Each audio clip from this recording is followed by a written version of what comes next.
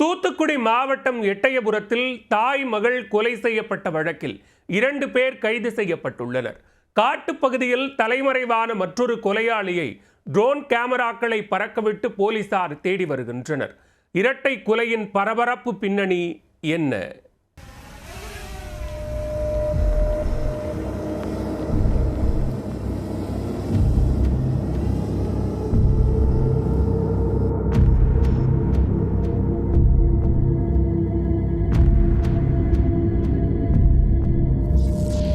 IG, SP, 5 டிஎஸ்பிக்கள், 20 இன்ஸ்பெக்டர்கள் என ஒரு police படையே 6 drone கேமராக்களுடன் காட்டுப்பகுதிக்குள் முக்கிய குற்றவாளியை பிடிக்க களம் இறங்கி இருக்கிறது. கஞ்சா போதையில் தாய் மற்றும் மகளை தீர்த்து கட்டிவிட்டு நகைகளை கொள்ளையெடுத்துச் சென்ற கும்பலை பிடிக்க போலீசார் எடுத்த அதிரடி நடவடிக்கையின் பின்னணி என்ன? கோவில்பட்டி அடுத்த எட்டயபுரம் அருகே மேலநம்பிபுரம் கிராமத்தைச் சேர்ந்த தம்பதி பூவன் சீதாலட்சுமி. ஓய்வு பெற்ற ஆசிரியரான பூவன் இறந்த நிலையில் அவரது 75 வயது மனைவி சீதாலட்சுமி தனியாக வசித்து வந்தார். இவர்களின் 45 வயதான மகள் ராமஜெயந்தி கருத்து வேறுபாடு காரணமாக கணவரை பிரிந்து கடந்த சில ஆண்டுகளாக தாயாருடன் வசித்து வந்துள்ளார்.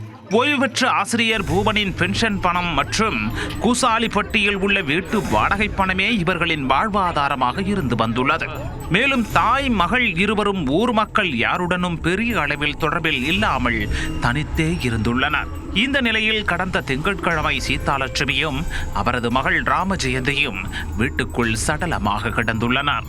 இதுகுறித்து அக்கம்பக்கத்தினர் எட்டயபுரம் காவல் நிலையத்திற்கு தகவல் தெரிவித்துள்ளனர். தகவலின் பேரில் விளாத்திக்குளம் டிஎஸ்பி அசோகன், எட்டயபுரம் ஆய்வாளர் சுந்தரமூர்த்தி உள்ளிட்ட போலீசார் சம்பவ இடத்துக்கு விரைந்து வந்து 5 மணி நேரத்துக்கு மேலாக விசாரணை நடத்தினர்.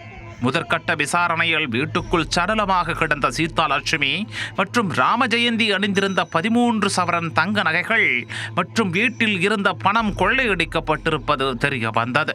இதையடுத்து கைரேகை மற்றும் தடயவியல் நிபுணர்கள் வரவழைக்கப்பட்டு அங்கிருந்து தடயங்கள் சேகரிக்கப்பட்டன.